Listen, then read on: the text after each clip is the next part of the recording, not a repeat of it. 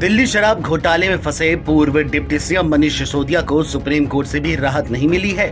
आज शीर्ष अदालत ने सीबीआई और ईडी के मामलों में आपके पूर्व मंत्री को जमानत देने से इनकार कर दिया। वरिष्ठ अधिवक्ता अभिषेक सिंघवी ने सिसोदिया के मामले को जस्टिस अरविंद कुमार और न्यायमूर्ति जस्टिस मेहता के वेकेशन बेंच के सामने रखते हुए कहा कि मामले में सुनवाई अभी शुरू नहीं हुई है, क्योंकि ईडी और सीबीआई आरोपियों के खिलाफ कई सप्लीमेंट्री चार्जशीट दायर कर रहे हैं, जिसकी संख्या अब तक 47 हो गई है।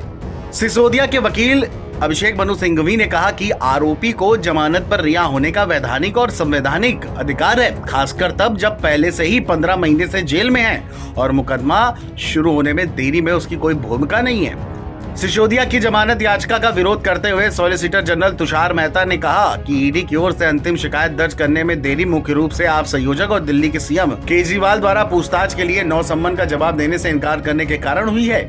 उन्होंने कहा कि आजकल एक ट्रेंड बन चुका है, आरोपी या उसके सहयोगी जांच पूरी करने की प्रक्रिया में देरी करते हैं और जमानत लेने के लिए आधार बना देते हैं। बता दें कि सुप्रीम कोर्ट की पीठ ने सॉलिसिटर जनरल तुषार मेहता से पूछा कि ईडी अपनी अंतिम शिकायत कब दायर करेगी, जिस पर उन्होंने जवाब दिया कि यह 3 जुलाई तक की जाएगी। पीठ ने सिसोदिया की जमानत याचिका का निपटारा करते हुए आप पदाधिकारी को अंतिम शिकायत दर्ज होने के बाद किसी तरह की राहत की मांग करने की स्वतंत्रता दी।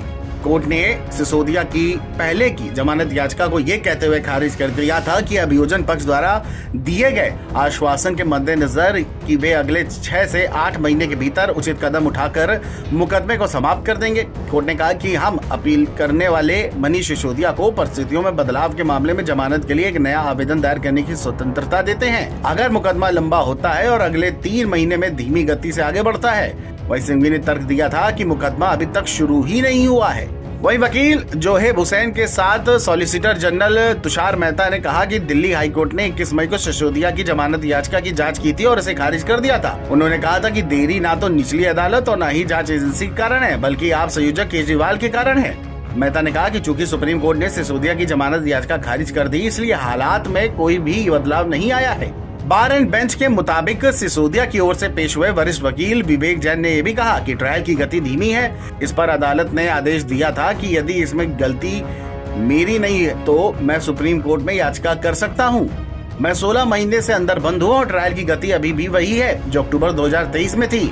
ये एनडीपीएस केस जैसा नहीं है और देरी पर ध्यान दिया जाए मिलॉर्ड। बता दें कि सिसोदिया को 26 फरवरी 2023 को लंबी पूछताछ के बाद सीबीआई ने गिरफ्तार कर लिया था और इसके बाद 9 मार्च 2023 को ईडी ने भी उन्हें गिरफ्तार कर लिया।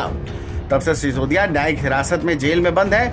निचली अदालत से सुप्रीम कोर्ट तक उनकी जमानत याचिकाओं को खारिज कर दिया गया है।